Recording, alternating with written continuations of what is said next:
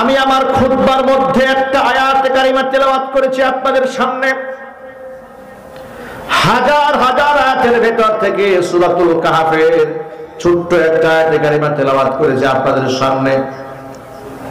আল্লাহ রাব্বুল আলামিন আয়াতের মধ্যে বলেন, ওয়ালা তাকুলান্না লিশাইইন ইন্নী ফাইলুন যালিকা গাদা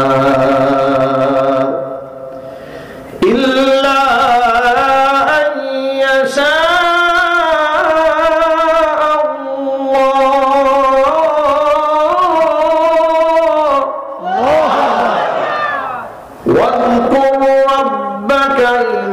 نسيت وقل عسى أن يهديني ربي لأقرب من هذا رشدا। আয়াত নাযিল হওয়ার প্রেক্ষাপট হলো কাফের বেঈমানেরা যখন দেখতে পারল কোরআনের আকর্ষণ থেকে মানুষদেরকে ফিরিয়ে রাখা যাচ্ছে না, কোরআনের নূর থেকে মানুষদেরকে সরানো যাচ্ছে না কোনোভাবে, আর এটা তো সরানো সম্ভব না, কারণ কোরআনের নূর কে দিয়েছেন? আরো জোরে বলেন। আল্লাহ পাক যেখানে কোরআনের মধ্যে ঘোষণায় দিয়ে দিয়েছেন, ইউরিদুনা আইয়ুতফিউ নূরাল্লাহি বিআফওয়াহিহিম ওয়া ইয়াবাল্লাহু ইল্লা আন ইউতিম্মা নূরাহু ওয়ালাউ কারিহাল কাফিরুন।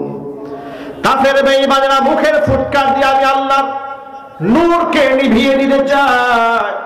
আমি আল্লাহর চ্যালেঞ্জ গ্রহণ করলাম, আমার নূরকে তারা নিভিয়ে দিতে পারবে না, বরং ওদের কলিজার মধ্যে যত জ্বালা পোড়া হোক না কেন আমার নূরকে আমি পূর্ণতায় পৌঁছে দেবই দেব। আমার প্রিয় ভাইরা, কোরআনের আকর্ষণ বড় মারাত্মক আকর্ষণ, এত বেশি আকর্ষণ কোরআনের। কোরআন হচ্ছে আল্লাহ নবী সাল্লাল্লাহু আলাইহি ওয়াসাল্লামের একটা জীবন্ত মুজিজা। আল্লাহু আকবার বলেন। মুসা কালিমুল্লাহ দুনিয়া থেকে চলে গেছে, তার লাঠির কেরামতি শেষ। ঈসা আলাইহিস সালাতু ওয়াস সালাম দুনিয়া থেকে চলে গেছেন, তার মুজিজা শেষ হয়ে গেছে। সুলাইমান আলাইহিস সালাতু ওয়াস সালাম দুনিয়া থেকে চলে গেছেন, তার কেরামত তার মুজিজাও শেষ। সকল নবীগণ দুনিয়া থেকে চলে গেছেন, মুজিজা শেষ হয়ে গেছে। আবার আপনার নবী দুনিয়া থেকে চলে গেছেন, মুজিজা শেষ হয় নাই, এখনো রয়ে গেছে। ওই মুজিজার নাম হচ্ছে কোরআন মাজিদ। কোরআন মাজিদ এমন একটি কিতাব, যে কিতাবের তেলাওয়াত এখনো যদি হাফেজ সাহেবরা মনোযোগ সহকারে হৃদয়ের গভীর ভালোবাসা দিয়ে যখন তেলাওয়াত করে, অসংখ্য লোকেরা বুঝে কিংবা না বুঝে কোরআনে কারীমের মূর্ছনায় সেই ব্যক্তি নিজেকে হারিয়ে ফেলে। আমি নিজের চোখে দেখেছি, মক্কাতুল মুকাররমায়, মদিনাতুল মুনাওয়ারায় এখনো পর্যন্ত তারাবির নামাজের তেলাওয়াত হয়। ঘন্টার পর ঘন্টা সেখানে ইমাম সাহেব তেলাওয়াত করেন, মুসল্লিরা চোখের পানি ছেড়ে বুক ভাসায়া কান্না করে। আমি তো আল্লাহ পাকের একেবারে নাফরমান, অধম গোলাম। আমি মনে করি আমার চেয়ে বড় গুনাহগার এই মাহফিলের মধ্যে আর কেউ নাই।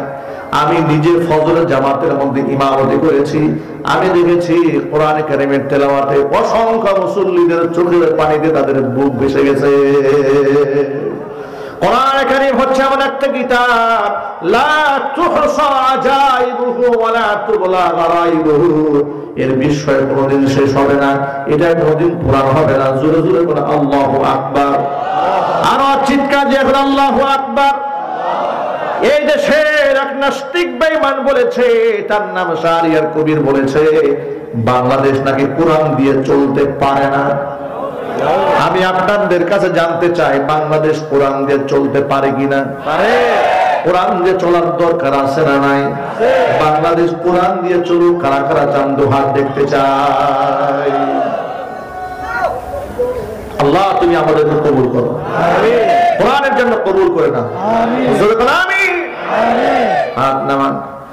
আমার প্রিয় ভাইরা, যেখানে রমজান মাসে হাফেজ সাহেবরা গভীর মনোযোগ সহকারে তেলাওয়াত করে, মুসল্লিরা ঘন্টার পর ঘন্টা দাঁড়িয়ে থাকে পিং পতং নীরবতার সাথে আল্লাহ পাকের কোরআন শুনে।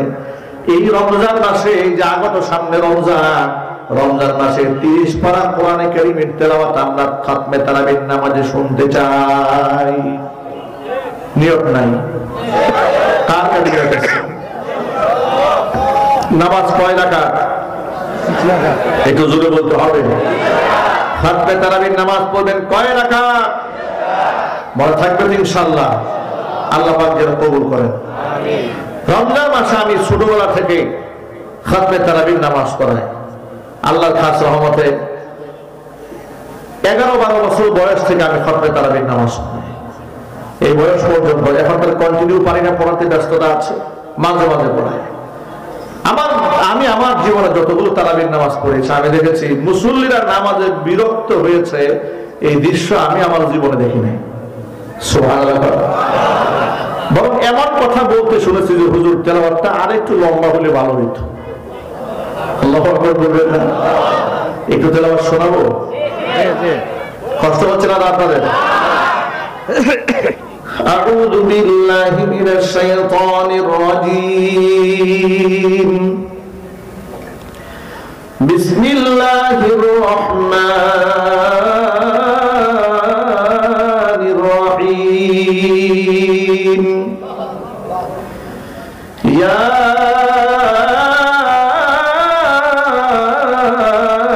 আইয়ুহাল্লাযীনা আমানু কাতিলুল্লাযীনা ইয়ালুনাকুম মিনাল কুফফারি ওয়ালইয়াজিদু ফীকুম গিলযা ওয়া'লামু আন্নাল্লাহা মা'আল মুত্তাকিন। وإذا ما أنزلت سورة فمنهم من يقول أيكم زادته هذه إيمانا فأما الذين آمنوا فزادتهم إيمانا وهم يستبشرون وأما الذين في قلوبهم مرض فزادتهم رجسا إلى رجسهم وماتوا وهم كافرون أولا يرون أنهم يفتنون في كل عام مرة أو مرتين ثم لا يتوبون ولا هم يذكرون وإذا ما أنزلت سورة نظر بعضهم إلى بعض هل يراكم من أحد ثم انصرفوا صرف الله قلوبهم بأنهم قوم لا يفقهون لقد جاءكم رسول من أنفسكم عزيز عليه ما عنتم حريص عليكم بالمؤمنين رؤوف رحيم فإن تولوا فقل حسبي الله لا إله إلا هو عليه توكلت وهو رب العرش العظيم صدق الله العلي العظيم মাশাআল্লাহ কবির। নামাজের মধ্যে এইভাবে যখন আমরা তারাবির নামাজে তেলাওয়াত করি, আমি দেখেছি মুসল্লিরা পিনপতন নীরবতার সাথে নামাজ পড়েছে। 20 রাকাত শেষ হওয়ার পরে মুসল্লিরা বলেছে তেলাওয়াত যদি আরেকটু লম্বা হয় তো কোনো অসুবিধা নাই। সুবহানাল্লাহ বলবেন না? আল্লাহু আকবার বলেন। আল্লাহ পাক যেন তারতিলের সাথে তাদিল আর কান ঠিক রেখে আমাদেরকে খাতমে তারাবির নামাজ পড়ার তৌফিক দান করুন। আমিন। চিন্তা ভাবনা করেন কোরআনের আকর্ষণ। আমরা তেলাওয়াত করলে সাধারণ মানুষ যদি বিমুগ্ধ নয়নে এভাবে তাকিয়ে থাকে, মন্ত্রমুগ্ধের মতো শুনতে থাকে, যার উপর কোরআন নাজিল হয়েছে, তিনি যখন তেলাওয়াত করতেন মানুষের অবস্থা কি হতো? সুবহানাল্লাহ। যার দরুন আবু জেহেলের মতো টাটকা কাফের রাতের বেলায় ঘুমাতে পারতো না মুহাম্মদ সাল্লাল্লাহু আলাইহি ওয়াসাল্লামের কণ্ঠে কোরআন না শুনলে। আল্লাহু আকবার বলেন। এই জন্য আমি আমার ভাষায় বহু বয়ানে বলেছি, আজকেও বলছি, 1500 বছর আগের আবু জেহেলের চেয়ে বর্তমান আবু জেহেলের নাতিপুতিরা বেশি মারাত্মক। মনে মনে ভাববেন কি বিস্ময়কর কথা। হ্যাঁ, নিশ্চয় বাস্তব কথা। এটা ১৫০০ বছর আগের আবু জাহাল দিনের বেলায় রাসূল পাক সাল্লাল্লাহু আলাইহি ওয়াসাল্লামের বিরোধিতা করেছে, কোরআনের বিরোধিতা করেছে, কিন্তু রাতের বেলায় দাঁড়িয়ে দাঁড়িয়ে কোরআন শুনেছে। আর আবু জেহেলের নাতি পুতিরা যারা বর্তমানে আছে, দিনের বেলা আলেমদের বিরোধিতা করে, রাতের বেলা আলেমদের মাহফিল বন্ধ করে দেয়। কথা বলতে হবে ঠিক কিনা বলেন? এগুলো হচ্ছে আবু জেহেলের নাতি পুতি। নাই বাংলাদেশে? আর চিল্লায় বলতে হবে আছে না? নাই। আল্লাহ ওদের হেদায়েত দান করুন। আর যখন আমিন। আমার যুবক ভাইরা, কোরআনে কারিমের আকর্ষণ থেকে যখন কাফির বেঈমানেরা কোনোভাবে লোকদেরকে ঠেকাতে পারছিল না, নিজেরা চিন্তা ভাবনা করে দেখলো যে কোরআনে কারিম থেকে কেমনে মানুষকে সরানো যায়। মুহাম্মদ সাল্লাল্লাহু আলাইহি ওয়াসাল্লাম আসলে সত্য নবী কিনা এই বিষয়টা একটু যাচাই বাছাই করা উচিত। যাচাই কে করবে? যাদের উপর পূর্বে কিতাব নাযিল হয়েছে তারা ছাড়া তো জাস্টিফাই কেউ করতে পারবে না। ঠিক কিনা বলেন? এই জন্য তারা ইহুদি পণ্ডিতদের কাছে মক্কাতুল মুকাররমা থেকে 2 জন জ্ঞানী ব্যক্তিকে পাঠিয়ে দিল মদিনায়। নবীজি সাল্লাল্লাহু আলাইহি ওয়াসাল্লাম তখন হিজরত করে মক্কা ছেড়ে মদিনায় যান নাই। নবীর হিজরত আগের কথা। মক্কার কুরাইশি কাফেররা 2 জন ব্যক্তিকে পাঠিয়ে দিয়েছে। একজন ব্যক্তির নাম হচ্ছে নজর ইবনে হারিস, দ্বিতীয় নম্বর ব্যক্তি হচ্ছে উকবা ইবনে মুঈদ। 2 জনকে পাঠিয়ে দিয়েছে। তারা মদিনাতুল মুনাওয়ারায় গিয়ে সেখানকার ইহুদি পণ্ডিতদের কাছে মুহাম্মদ সাল্লাল্লাহু আলাইহি ওয়াসাল্লাম সম্পর্কে জানতে চেয়েছে। তারা বলে দিয়েছে, ইহুদি আলেমরা বলে দিয়েছে, তোমরা মক্কায় ফিরে গিয়ে মুহাম্মদ সাল্লাল্লাহু আলাইহি ওয়াসাল্লামকে 3টা প্রশ্ন করবে। 3টা প্রশ্নের জবাব যদি তিনি দিতে পারেন, প্রমাণিত হয়ে যাবেন তিনি সত্য নবী। 3টা প্রশ্নের জবাব যদি তিনি দিতে না পারেন, প্রমাণিত হবে তিনি মিথ্যাবাদী বা বাড়ম্বরকারী। তোমরা চলে যাও। প্রশ্ন 3টা কি? 1 নাম্বার প্রশ্ন করবে তাকে রূহ সম্পর্কে। ও মুহাম্মদ, জবাব দাও, রূহ কি জিনিস? তিনি যদি নবী না হন, এই প্রশ্নের জবাব তিনি দিতে পারবেন না। 2 নাম্বার প্রশ্ন তাকে করবে বাদশা জিলকরনাইন। বাদশা সিকান্দার পৃথিবীর পূর্ব থেকে পশ্চিম পর্যন্ত সফর করেছে। ওই ইয়াজুজ মাজুজ বাহিনীকে যে লোকটা আটকাই দিয়েছে সীসার হালা প্রাচীর দিয়ে, তার কাহিনী শোনাও। নবী না হলে কাহিনী তিনি বলতে পারবেন না। 3 নাম্বার হচ্ছে ওই যুবকদের কাহিনী শোনাও যারা ঈমান বাঁচাবার জন্য নিজের এলাকা ছেড়ে পাহাড়ের গুহায় গিয়ে আশ্রয় গ্রহণ করেছিল, মানে আসহাবুল কাহফের কাহিনী শোনাও। 3টা প্রশ্ন তাই করবে। 3টা প্রশ্নের জবাব যদি দিতে পারে, বুঝে নিবা তিনি সত্য নবী। এবার তারা প্ল্যান প্রোগ্রাম করে মক্কাতুল মুকাররমার শীর্ষ কুফাররা সব মুহাম্মদ সাল্লাল্লাহু আলাইহি ওয়াসাল্লামের সামনে চলে গেছে। গিয়ে বলল, মুহাম্মদ, তোমাকে 3টা প্রশ্ন করব, 3টা প্রশ্নের জবাব দিতে পারলে তুমি যে নবী প্রমাণিত হয়ে যাবে। নবী সাল্লাল্লাহু আলাইহি ওয়াসাল্লাম বললেন, প্রশ্নগুলো করো। তারা বলল, রূহ কি জিনিস বলো, বাদশা যুলকারনাইনের কাহিনী শোনাও। শুধু কি তাই, আসহাবুল কাহফের কাহিনী শোনাও। নবী সাল্লাল্লাহু আলাইহি ওয়াসাল্লাম বললেন, তোমাদের এই প্রশ্নের জবাব আমি আগামী কাল দেব। আল্লাহর হাবিব সাল্লাল্লাহু আলাইহি ওয়াসাল্লাম ইনশাআল্লাহ বলতে ভুলে গেলেন, শুধু বললেন কি আগামীকাল দেব। যেহেতু জিবরাইল আমিন প্রতিনিয়ত ঘন ঘন হুজুরের কাছে আসে, হুজুর মনে করেছে জিবরাইল তো আসবে, তার কাছ থেকে অ্যানসারটা জেনে নেব, জবাবটা হয়ে যাবে। জিবরাইল আমিন এত ঘন ঘন রাসূলের কাছে আসতেন, 23 বছর নবুয়তের জিন্দেগিতে নবী করিম সাল্লাল্লাহু আলাইহি ওয়াসাল্লামের কাছে জিবরাইল আসছে 40,000 বার। সুবহানাল্লাহ, বাড়ি গিয়ে বলেন। এত ঘন ঘন আসে যে জিবরাইল, সেই জিবরাইল পরের দিন আর আসে নাই। খুব ভালো করে শোনো, জিবরাইল পরের দিন আসলো না। নবীজি বড় চিন্তিত হয়ে পড়লেন, জিবরাইল কেন আসে না? দ্বিতীয় দিন চলে যায়, তৃতীয় দিন চলে যায়, জিবরাইলের কোনো খবর নাই। এদিকে মক্কার কুরাইশি কুফাররা চতুর্দিক থেকে আওয়াজ উঠাই দিয়েছে, মুহাম্মদ মিথ্যাবাদী। নাউযুবিল্লাহি মিন যালিক। একদিন দুদিন নয়, টানা 15 দিন কেটে গেল। মক্কার কাফেররা এমন কথা বলতে শুরু করে দিয়েছে, মুহাম্মদের উপর যে জিনের আসর হয়েছিল, ওই জিন মুহাম্মদকে ছেড়ে পালায় গেছে। 15 দিন পর কোরআনুল মাজিদের সূরাতুল কাহফ নিয়ে জিবরাইল হাজির হয়ে গেলেন। জিবরাইল আলাইহিস সালাতু ওয়াসসালামের সাথে এই সূরার সম্মানার্থে ৭০,০০০ রহমতের ফেরেশতা জমিনে অবতরণ করেছিল। এই সূরার মধ্যে ৩টা প্রশ্নের জবাব দেওয়া হয়েছে।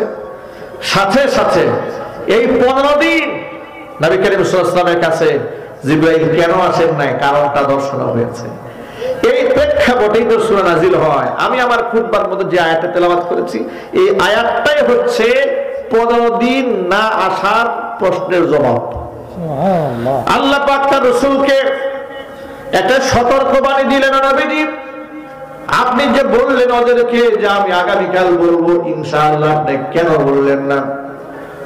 ولا تقولن لشيء إني فاعل ذلك غدا إلا أن يشاء الله।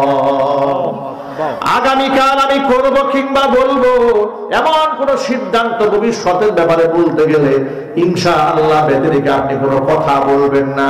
ওয়াযকুর রাব্বাকা ইযা নাসিত, যদি আপনি ইনশাআল্লাহ বলতে ভুলে যান, যখনই মনে পড়বে তখন আপনি ইনশাআল্লাহ বলে দিবেন। জোরে বলেন আল্লাহু আকবার। এবারে এক বাক্যে জবাব দিয়ে বলেন, আমরা যে ইনশাআল্লাহ বলি কার হুকুম? আল্লাহর হুকুম। আরো জোরে, আরো জোরে। আল্লাহর হুকুম পালন করে ১,৫০০ বছর আগে থেকে পৃথিবীর মুসলমানরা ইনশাআল্লাহ বলে। নব্য আবু জেহেল আর নব্য ফেরাউনরা টেলিভিশন টক শোতে বসে বলে তারা নাকি বাংলাদেশের তরুণ প্রজন্মের মুসলমানরা ছিল নাকি নতুন নতুন ইনশাআল্লাহ বলে। এই পাগলের মাথা নষ্ট হয়ে গেছে। পাগলকে একটু ইতিহাস স্মরণ করিয়ে দেয়, বেশি লম্বা না, ছোট্ট ইতিহাস শোনায়। ১,৫০০ বছর আগের লম্বা কাহিনী শোনায় লাভ নাই, ছোট্ট একটা কাহিনী শোনায়। দেশ স্বাধীন হয়েছে ১৯৭১ সনে, কথা বলতে হবে ঠিক কিনা? দেশ স্বাধীন হওয়ার আগে বাংলাদেশের স্বাধীনতার স্থপতি প্রেসিডেন্ট মরহুম শেখ মুজিবুর রহমান ৭ মার্চের ভাষণে জানাই বক্তব্যের মধ্যে তিনি বলেছিলেন, রক্ত যখন দিয়েছি রক্ত আরো দেব, এদেশকে মুক্ত করে ছাড়বো ইনশাআল্লাহ। আরো জোরে, আরো জোরে। প্রশ্ন হলো, এই যে পাগল যে বললো, ইদানিং নাকি ইনশাআল্লাহ বাচ্চারা নতুন করে বলে। পাগলের মাথা ঠিক নাই, পাগল মনে হয় গোমূত্র পান করেছে, ঠিক কিনা বলেন? তাকে স্মরণ করে দে, পাগল কান খুলে শুনে রাখ, দেশ জন্ম নিয়েছে ইনশাআল্লাহর বদৌলতে। এদেশের স্বাধীনতার স্থপতি দেশ স্বাধীন হওয়ার আগে ইনশাআল্লাহ জবানের উচ্চারণ করেছে। ওই ইনশাআল্লাহ যাদের এই বাংলাদেশে বরদাস্ত হয় না, এই ৫৬,০০০ বর্গ মাইলের মুসলিম অধ্যুষিত এই দেশে থাকার কোন অধিকার তার নাই, চাইব ঠিক কিনা বলে মুসলিম। সুতরাং এই সকৃত প্রমাণ তাকে বলবো, তুই কান ধরে তো অবজ্ঞা দিতেছে, কথা বলতে হবে ঠিক কিনা বলে। এদেশে মুসলমানদের ঈমান ও ইসলাম নিয়ে আস্ফালন দেখায় কোনো লাভ নাই। এদেশে ইসলাম নিয়ে চক্রান্ত পূর্বেও হয়েছে, যারাই করেছে জুতা পিটা তারাই খেয়েছে। সুতরাং ইনশাআল্লাহর শত্রু যারা, মাশাআল্লাহর শত্রু যারা, আলহামদুলিল্লাহ শত্রু যারা, তাদের সাথে মুসলমানের কোনো সম্পর্ক আছে? আরো জোরে বলেন। তাদের দাঁত ভাঙ্গা জবাব দেওয়ার জন্য একটা শহীদি কাফেলার প্রয়োজন। যে দেশের মুসলমানরা দেশ স্বাধীন করতে গিয়ে রক্ত দিতে পারে, সে দেশের মুসলমানরা কি ধর্মীয় স্বাধীনতা রক্ষার জন্য জীবন দিতে পারবে না? কারা কারা পারবে? আমি দুহাত দেখতেছি, কারা কারা পারবে?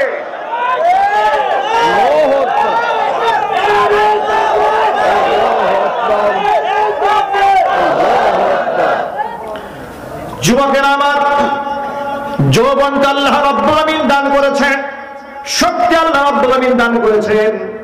জীবনের এই মূল্যবান সময়টা ইসলাম প্রতিষ্ঠার আন্দোলনে কাজে লাগাতে হবে ইনশাআল্লাহ বলেন। কিয়ামতের ময়দানে 5টা প্রশ্নের সম্মুখীন না হয়ে বান্দায় এক চুল কদম, এক চুল পরিমাণ তার কদম সরাতে পারবে না। আল্লাহ নবী বলেন, লা তাযালু কদম ইবনি আদম হাত্তা ইউসআল আন খামসিন ইয়াউমাল কিয়ামাহ। কিয়ামতের দিন আদম সন্তানের পা সরবে না, 5টা প্রশ্নের জবাব দিতে হবে। 1 নম্বর প্রশ্ন হচ্ছে আন উমরিহি ফীমা আফনা, জীবন কোন কাজে ব্যয় করেছিল জবাব দাও। জীবন তো তোমার দেওয়া নয়, জীবন তো আমি আল্লাহর দেওয়ার সম্পদ ছিল, আমানত ছিল, তোমার কাছে কোন কাজে ব্যয় করেছিল জবাব দাও। 2 নম্বর প্রশ্ন হচ্ছে ওয়ান শাবাবিহি ফীমা আবলা, জীবনের মধ্যে সবচেয়ে গুরুত্বপূর্ণ মোমেন্ট হচ্ছে যৌবনকাল, ওই যৌবনকাল বান্দা তুমি কোন কাজে ব্যয় করেছো। 3 নম্বর প্রশ্ন হচ্ছে ওয়ান মালিহি মিম্মা ইকতাসাবা, সম্পদ কোন উৎস থেকে উপার্জন করেছো। 4 নম্বর প্রশ্ন হচ্ছে ওয়া ফীমা আনফাকা, কোন খাতে ব্যয় করেছো। 5 নম্বর প্রশ্ন হচ্ছে ওয়া মাযা আমিলা ফীমা আলিমা, যতটুকু ইলম হাসিল করেছিলে তত অনুযায়ী কতটুকু বান্দা তুমি আমল করেছিলে। 5টা প্রশ্নের জবাব না দিয়ে হাসরের ময়দান থেকে আদম সন্তান পাশ হতে পারবে না। 1 নম্বর প্রশ্ন জীবন সম্পর্কে, 2 নম্বর প্রশ্ন হচ্ছে যৌবন সম্পর্কে। সুতরাং যুবকেরা, যৌবন কালটা আল্লাহর বন্দেগীতে আমরা কাটিয়ে দিতে চাই, আল্লাহ যেন কবুল করেন, মঞ্জুর করেন, জোরে বলেন আমিন। আল্লাহর নবী রাহমাতুল লিল আলামিন হিজরত করে মক্কা ছেড়ে মদিনায় যাওয়ার আগে দূর থেকে রাসূল পাক সাল্লাল্লাহু আলাইহি সাল্লামকে এক ব্যক্তি ভালোবেসেছে, তরুণ প্রজন্মের এক ব্যক্তির নাম তার আব্দুল উজ্জা। মক্কা থেকে মদিনা যাওয়ার পথে জাবাল খাদরা একটা পাহাড়িয়া এলাকা আছে, হিল টেক্স এলাকা। গোটা মক্কা মদিনায় পাহাড়ে ঘেরা, কিন্তু ওদের পাহাড়টা ছিল সবুজ শ্যামলময়। এই জন্য ইতিহাসের পাতা এলাকার নাম লেখা আছে জাবালে খাদরা। সেখানে সে থাকতো।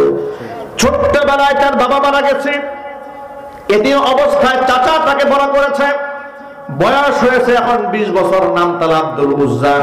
দূর থেকে মুহাম্মদ সাল্লাল্লাহু আলাইহি ওয়াসাল্লামের প্রতি মহব্বত হয়েছে, আল্লাহর উপর ঈমান আনতে মনে চায়, কিন্তু ইসলাম ধর্ম গ্রহণ করতে সাহস পায় না।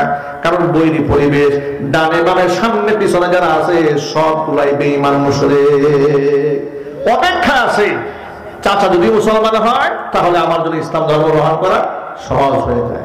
এই অপেক্ষার প্রহার গুনতে গুনতে গুনতে গুনতে সময় শেষ। আল্লাহ নবী সাল্লাল্লাহু আলাইহি ওয়াসাল্লাম হিজরত করে মক্কা ছেড়ে মদিনায় চলে গেছে।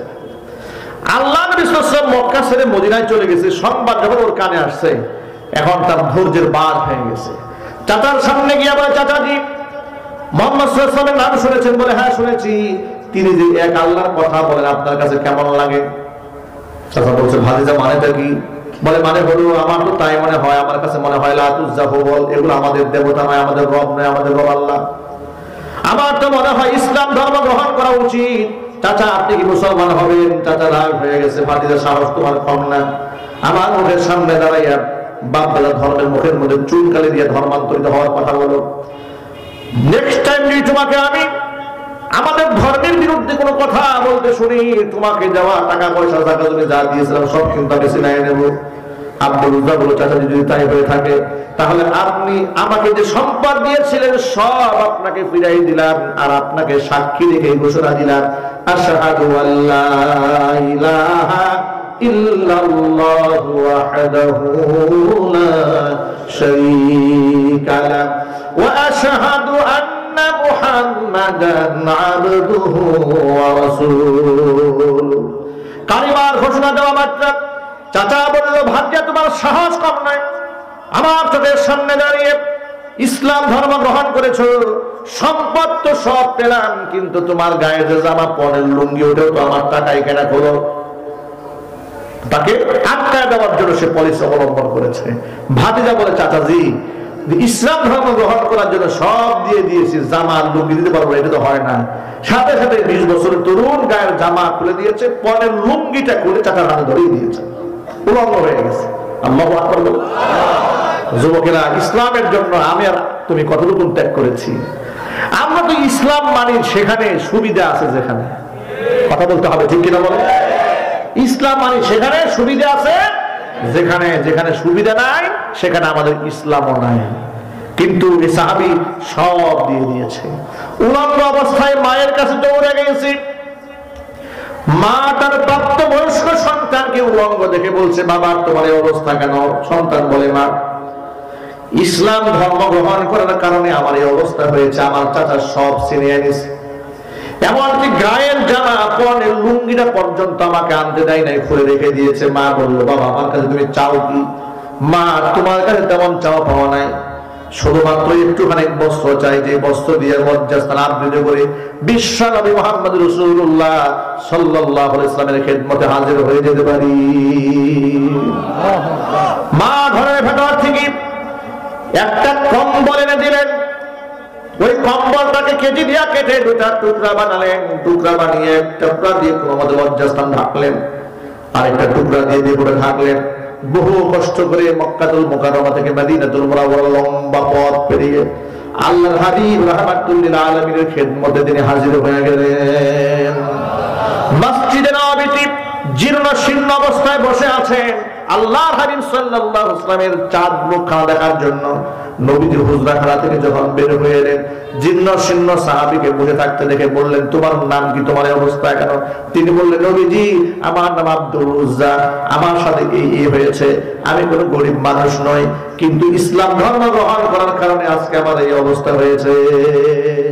সমস্ত বিবরণ নবীজির সামনে পেশ করার পরে তিনি বললেন, হুজুর বললেন, তোমার নাম এখন থেকে আব্দুল উজ্জা নয়, তোমার নাম আব্দুল্লাহ। নবীজি তার নাম বদলায় দিলেন। এখন সাহাবীদের মধ্যে অনেকের নাম আব্দুল্লাহ আছে, যেমন আব্দুল্লাহ ইবনে আব্বাস রাদিয়াল্লাহু তাআলা আনহু আছে, আব্দুল্লাহ ইবনে জুবাইর রাদিয়াল্লাহু তাআলা আনহু আছে, আব্দুল্লাহ ইবনে মাসউদ রাদিয়াল্লাহু তাআলা আনহু আছে। তিনিও আব্দুল্লাহ। তাকে ভিন্ন তামিজ করার জন্য, আলাদা করে চিনার জন্য নবীজি সাল্লাল্লাহু আলাইহি ওয়াসাল্লাম একটা লকব দিয়ে দিলেন, আব্দুল্লাহ যুল বিজাদাইন। দুই টুকরা কাপড় পরিহিত আব্দুল্লাহ। চিল্লায় আল্লাহু আকবার। সাহাবায়ে কেরামের মাঝে তাকে রেখে দিলেন, আসহাবুস সুফফার সদস্য বানায় দিলেন। যাদের ঘর নাই, বাড়ি নাই, অর্থ ইনকাম করার কোনো সুযোগ নাই, তাদেরকে আসহাবুস সুফফার সদস্য হিসেবে রাসূল রাখতেন। এই সাহাবীকে তাদের অন্তর্ভুক্ত করে দিলেন। তাকে কোরআন শরীফ শিক্ষা দাও, সে নও মুসলিম। দিনের বেলায় সে ব্যক্তি কোরআন শিখি, রাতের বেলায় আব্দুল্লাহ যুল বিজাদাইন সাথী সঙ্গীরা যখন ঘুমায় যায়, আব্দুল্লাহ যুল বিজাদাইন ঘুমায় না, জোরে জোরে আল্লাহ পাকের কোরআন কারীম তেলাওয়াত করে।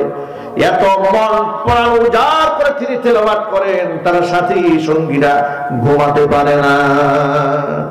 দিনের বেলায় নবীজির কাছে সাহাবায়ে কেরাম শুনে, ইয়া রাসূলুল্লাহ, নও মুসলিম, আপনার পাগল কোরআন কারীমের আশিক আব্দুল্লাহ যুল বিজাদাইন রাতের বেলায় এত জোরে জোরে কোরআন শরীফ পড়ে, আমরা ঘুমাতে পারি না।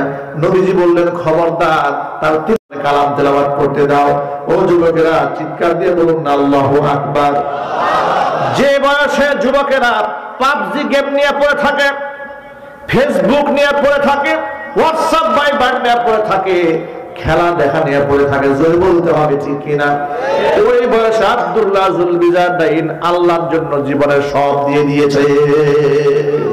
এমনকি আল্লাহর পথে শাহাদাত বরণ করার জন্য অপেক্ষা আছেন, কোন সময় জিহাদের ডাক আসবে, আর ওই জিহাদের সম্মুখ পানে কুফফারদের সাথে লড়াই করে জীবনটা আল্লাহর রাস্তায় কুরবান করে দিবেন। তাবুক যুদ্ধের ডাক চলে আসলো, তার সুবর্ণ সুযোগ এসেছে আল্লাহর পথে এবার জীবন দেওয়ার। যুদ্ধে তিনি শামিল হলেন। যুদ্ধে গিয়ে, জিহাদে গিয়ে হুজুরের কাছে আবেদন জানালেন, ইয়া রাসূলুল্লাহ, আপনার কাছে আমার একটা আবদার।